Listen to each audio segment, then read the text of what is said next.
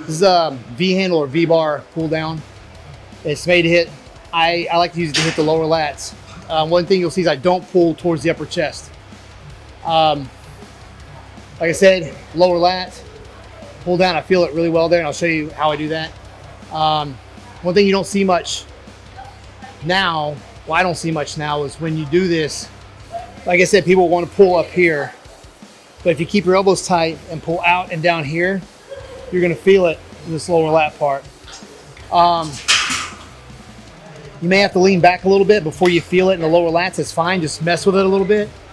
Everybody's got different angles. Some people can be straight up and just pull out right here and they can feel it. So you have to mess with it. But if you do it right, you're going to feel it right here, around this area. So, and then if you do lean back a little bit, you have to make sure that when you come up, you lean forward to get a full stretch. So I'll demonstrate. So every time you come up, make sure you got a full stretch here.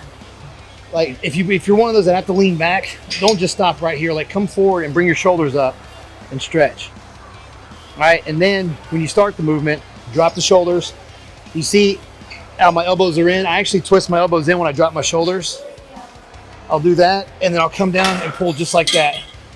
Your elbows are going to flare out a little bit, but try to keep them tight as much as possible. If you flare them out too much, it's not going to hit where you want it to hit as well. So come forward.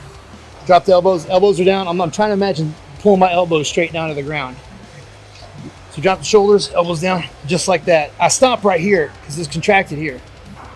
I don't want to start using like triceps or whatever to push it down further. It's not about how low the handle goes. So shoulders, elbows. I actually lean back a little bit when I pull. But when I go up, shoulders up, come forward, and your lats are attached up here. So if you raise your shoulders, you're going to stretch your lats.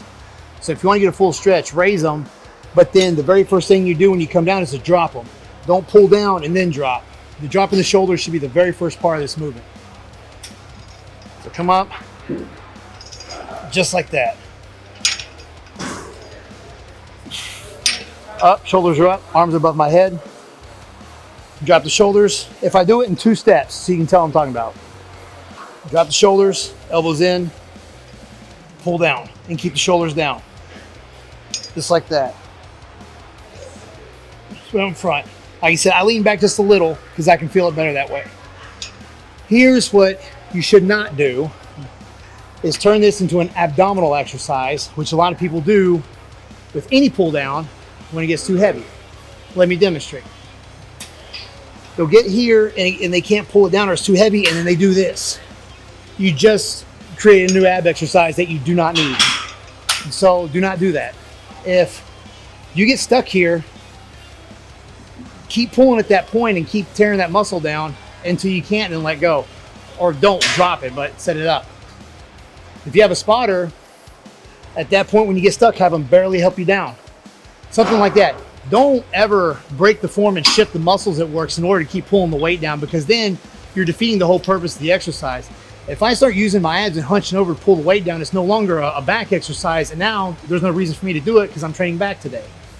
So that's one mistake I see on every pull down that is very hard to break, because we're initially programmed to move weight and not to stimulate muscle, and that's one of the first things I usually have to break when training somebody new. So that's a tangent for later. So let's cover one more time. When you're up, fully stretch, shoulders up. When you start to pull, shoulders down, turn the elbows in, drive the elbows down, outside and front of your body. If you don't feel it as well as you should, lean back a little bit and pull. Just down, just like that, and pull in front of you. Don't pull it towards your chest. We're not working the upper back. Don't pull it up like this.